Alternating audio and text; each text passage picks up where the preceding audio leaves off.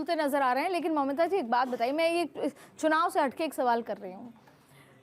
मैं गुड़गांव रहती हूँ, बहुत सारे बंगाल कहते हैं वो लोग कि हम बंगाल से आए हैं और घरों में काम करते हैं हमारी सोसाइटीज़ में।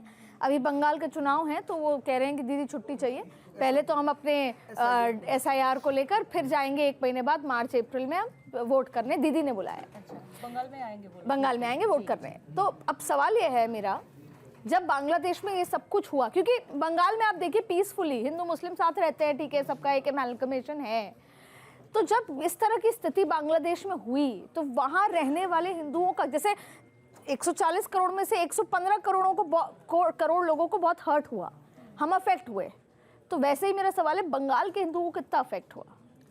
देखिए, बंगाल के जो हिंदू हैं, अभी आप बोला ना कि वो सब मिलजुल के रहते हैं, ऐसा बिल्कुल भी बात नहीं है। अब मुर्शिदाबाद जो है बंगाल में, मुर्शिदाबाद चले जाइए, आप मालदा चले जाइए, आप डायमंड हार्बर में चले जाइए, आप 24 परगना जो जिला है उसमें चले जाइए, आप देखेंगे। क्योंकि कुछ महीने पहले मुर्शिदाबाद में हुआ था, हिंदुओं को घर जला गया था, हरगोविंद दास, चंदन दास को मार दिया गया था, और कम्युनिस्ट पार्टी का एक लीडर वही मर्डरर के लिए उनके पक्ष लेकर केस लड़ रहे थे। ऐसा नहीं है कि बंगाल में हिंदू अभी एकदम सेफ है, क्योंकि जो इन्फिल्ट्रेशन हो रहे हैं ना बॉर्डर से, Hindus are also getting affected by that. Bengal में मैं बात कर रही हूँ, और SIR हो रहा है तो इतने सारे बांग्लादेशी का नाम भी आ रहा है। आपको अब तो मतलब न्यूज़ में आपको पता होगा, वो आपने शायद दिखाया होगा वो आपकी चैनल पर, कि कैसे बांग्लादेशी लोग भाग रहे हैं बॉर्डर से। बिल्कुल, हाँ। तो अगर वहाँ पे बांग्लादेशी घुस के नहीं आता तो वो लोग क्यों भागने के लिए पहुंच जाए, है ना। और ममता बनर्जी उसी को अभी कैश कर रही है, उसको बोल रहे हैं कि नहीं देखिए SIR के लिए लोग डर के मारे भाग रहे हैं, पर ऐसा तो हो नहीं रहा है, क्योंकि SIR किया। तो आपको लगता है चुनाव में इम्पैक्ट देखने को मिलेगा इसका? देखिए, अगर प्रॉपर तरीके से SIR दीदी करने देंगे, जैसे अभी तक 58 लाख नाम वो हो चुका है, क्योंकि उसमें सिर्फ बांग्लादेशी वोटर्स नहीं, जो डेड वोटर्स हैं, फेक वोटर्स हैं, उसको हटाया गया है। क्योंकि वहाँ पे ब्रात्यो बासु जो शिक्षा मंत्री है अभी प्रेजेंट, उनका पापा का भी मतलब वो देहांत हो गया था, पर उसका नाम अभी भी ऐसा मतलब वोटर लिस्ट पे थे। तो ऐसे बहुत सारे लोगों का ऐसा था। तो अभी ममता दीदी अभी कुछ दिन पहले बंग भवन में सामने पता है कि कितने सारे लोगों को लेकर आए, बोलते हैं कि ये सारे विक्टिम हैं तो सुप्रीम कोर्ट की, इसके लिए हम जा रहे हैं। तो ममता दीदी पहले से विरोध कर रहे हैं उसके, कि जो ममता बनर्जी को हमने देखा था 2005 में पार्लियामेंट के अंदर, चरण सिंह अटल उस टाइम पे चेयरमैन थे, उनके सामने पेपर थोप दिया उनके मुंह पे, वही ममता बनर्जी अभी वहाँ पे रैली निकल रही है SIR के अगेंस्ट में। तो ये तुष्टीकरण की राजनीति के ऊपर जी रही है, और बंगाल की वोट पहले से तुष्टीकरण के राजनीति के ऊपर थी, वो कांग्रेस के ज़माना में थी, कम्युनिस्ट पार्टी ने भी वो किया। और मैं आपको एक महत्वपूर्ण इन्फॉर्मेशन मैं ये देना चाहूँगी, कम्युनिस्ट पार्टी का जो लीडर बुद्धदेव भट्टाचार्य, जब उन्होंने चीफ मिनिस्टर थे, तो महाकरण के खड़े होकर उन्होंने ये बात कहा था कि बॉर्डर में जितने सारे मद्रासा है वो आतंकी घर है। तो पता नहीं नेक्स्ट दिन पॉलिट ब्यूरो या कहाँ से उनका फोन आ गया, तो वो पूरी मीटिंग दिल्ली में वो सेंट्रल गवर्नमेंट को बोलने वाले थे। मैं प्रेम कुमार जी बीच में कोई ऐड करना चाहते थे, आप वो पॉइंट ऐड तो कीजिएगा, लेकिन साथ में मेरे को एक बात बताइए, मैंने कुछ ऑडियो सुने अवामी लीग की जो लीडर हैं, जो भारत में हैं, तो मेरे को समझ में नहीं आया। देखिए, जब वो बांग्लादेशी भाषा में बात करती है बांग्ला में, तब तो उनका वो वाला रूप नज़र आता है एज अ प्राइम मिनिस्टर, जिसमें उन्होंने अपने कार्यकर्ताओं को कहा कि आग लगा दो। मैंने सुना, इसलिए मैं ये बात कर रही हूँ कि तुम BNC के कार्यकर्ताओं के घरों पे आग लगा दीजिए। ये जो पूरा थॉट प्रोसेस है लीडर्स का, मतलब वैसे वो इस्लामिस्ट और उस थॉट प्रोसेस के अगेंस्ट है, और जब वो इंग्लिश मीडिया से बात करती हैं तो वो कहती हैं कि I am really worried and I am genuinely morning every death and everything. पर जब वो अपने उनसे बात करती हैं तो वो ये कहती हैं कि आग लगा दो, तोड़ दो, गिरा दो। इसको भी आप कैसे देखते हैं? और दूसरा ये कि क्या कभी वापस से अवामी लीग चुनाव लड़ पाएगी? देखिए, एक बात तो ये है कि कोई भी देश जब नया होता है तो उसको सांचे में ढलने में और सिविलाइज्ड होने में टाइम लगता है। वो कोई भी नया कंट्री, उसमें करप्शन ज़्यादा होगा, उसका अनसिविलाइज्ड बिहेवियर ज़्यादा होगा, वो होता है। डेमोक्रेसी लाने में बहुत टाइम लगता है। तो बांग्लादेश चूँकि पाकिस्तान के साथ था, 71 में अलग हुआ, बहुत सारी विपरीत परिस्थितियां झेली। अगर भारत का समर्थन नहीं होता तो शायद डेमोक्रेसी इस फॉर्म में डेवलप भी नहीं होती, और बची हुई जो दिख रहे वो भी नहीं दिखता। तो ये एक बात है। तो नेताओं का बिहेवियर भी उसी हिसाब से है। वही नेता प्रधानमंत्री भी बनेंगे, एग्जीक्यूटिव भी बनेंगे, तो उनका दुनिया के सामने जो रूप होगा वो अलग होगा। हम म्यांमार में भी देख सकते हैं, म्यांमार में भी वैसी एक सरकार चल रही, जेल में डाल के सरकार चल रही, यहाँ भी निर्वासित करके एक सरकार बनेगी।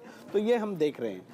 मगर जो एक पॉइंट जो मैं बीच में कहना चाह रहा था कि टेक्सटाइल के बारे में, कि देखिए टेक्सटाइल में भारत स्वयं टेक्सटाइल इंडस्ट्री का बड़ा हब है रहा है और आज चिंताजनक दौर से गुजर रहा है और इस कम्पिटिटिवनेस बांग्लादेश से मिला है, ये भी है।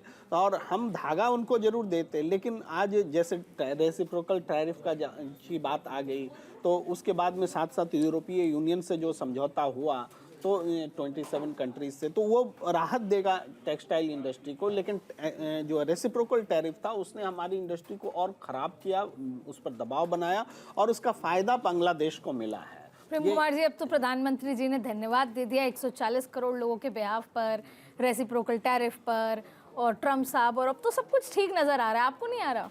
देखिए ये तो थोड़ा सा हट के प्रश्न हो गया, लेकिन हम यही समझें कि जब हम पर वो 18% लगाएंगे और हम उन पर कोई टैक्स ही नहीं लेंगे तो ये कैसे विन विन। नहीं, अच्छा, आपको पॉइंटर समझ में आ गए हम क्या कर रहे हैं? वहाँ की गाय, मतलब शायद मुझे ऐसा कहना ठीक नहीं है, पर मैं अपने दर्शकों के लिए और अपने देश के लिहाज से उन बेहाफ पे बात कर रही हूँ कि वहाँ की गाय तो मांस भी खाती हैं, वहाँ की गाय तो अलग अलग तरीके का, तो उनका दूध क्या आएगा क्या भारत देश में? हमको उनके वहाँ के अंडे, दूध, ये सब खाने पड़ेंगे क्या? देखिए इसके तो डिटेलिंग ही नहीं हुई है। हमारे देश के 3 बड़े नेता, प्रधानमंत्री जी ने कहा कि हमारी डील हो गई है, कॉमर्स मिनिस्टर ने प्रेस कॉन्फ्रेंस करके कहा कि अभी डील चल रही है, उसकी बात आनी बाकी है।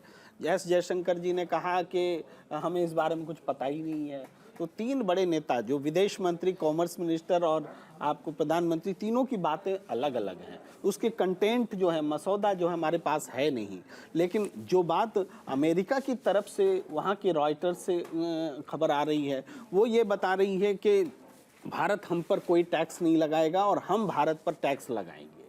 तो ये चिंताजनक बात है। या तो इसका खंडन हो कि ऐसा नहीं है, और नहीं तो हम माने कि यही है। अगर यही है तो हम जो अमेरिका की वस्तुओं पर 100% तक टैरिफ लगाया करते थे और अमेरिका हम पर 2.9% से कभी ज़्यादा टैरिफ नहीं लगाया करता था, आज स्थिति उलट गई कि हम उस पर टैरिफ नहीं लगाएंगे और वो उल्टा लगाएगा, मानो कि वही गरीब देश है और हम अमीर देश हैं। ये तो डेफिनेशन ही बदल गया। ये तो पूरे देश के लिए नुकसान करेगा, पूरे बाजार में ये एंट्री होगा अगर ये बात सच है। उम्मीद की जा रही है कि सोमवार तक पीयूष गोयल और वहाँ के कॉमर्स मिनिस्टर बैठकर बात करेंगे। मैं वापस बांग्लादेश चुनाव पे आती हूँ सर, आपको पॉइंट पे रखना चाहते थे। 17 करोड़ लोग वोटिंग पे जा रहे हैं, इतनी बर्बरता के बाद, इतना सब कुछ हुआ वहाँ, उसको आप अभी फिलहाल किस नज़र से देखते हैं कि बीएनसी हावी है क्योंकि उसका जो विंडो है ज़्यादा है कि वो राइट की तरफ भी जा रही है, सेंटर की तरफ भी, या इस्लामिक जो ग्राउंड पर चल रहा है वो हावी नज़र आ रहा है? जी बिल्कुल, मैं समझता हूँ कि वहाँ पर बीएनपी का एक अपना आधार है और सबसे बड़ी बात है कि 20 साल बाद वो सत्ता में लगभग आना तय था, ऐसा माना जा रहा था। बीएनसी, माफ कीजिएगा, बीएनपी।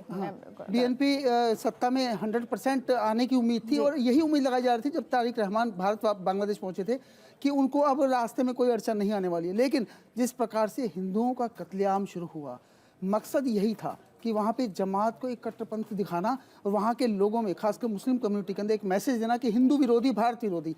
ऐसा करके कहीं ना कहीं अब जमात टक्कर पर आ चुकी है। कई सीटों पर, मतलब 40 सीटें तो ऐसी हैं जिन पर बिल्कुल कांटे की टक्कर है, जिस पर हम बता भी नहीं सकते कि कुछ भी इधर उधर खेल हो सकता है। और उन between BNP and Islamic party, जी बिल्कुल, जमात इस्लामी और बीएनपी के बीच में कांटे की टक्कर है और वही 40 सीटें तय करेंगी कि क्योंकि वो तो पहले अलायंस में भी रह चुके हैं, तो उनका तो वोट डिस्ट्रीब्यूट होगा अब। बिल्कुल, सबसे बड़ी बात यह है कि जो अवामी लीग का वोटर है उस पर बीएनपी कोशिश कर रही है कि मैं पूरी तरह से अपने पास ले लूँ। शायद इसी वजह से हिंदुओं को वोट दिया गया। और ख़ासकर आपको बता दूं मैं कि अगर बीएनपी बनती है या जमात इस्लामी बनती है, लेकिन इतना तय है कि वहाँ पे जो भी बात होगी, जो भी डील होगी, वो पूरी तरह से इस्लामिक कट्टरपंथ पर ही आधारित रहेगी।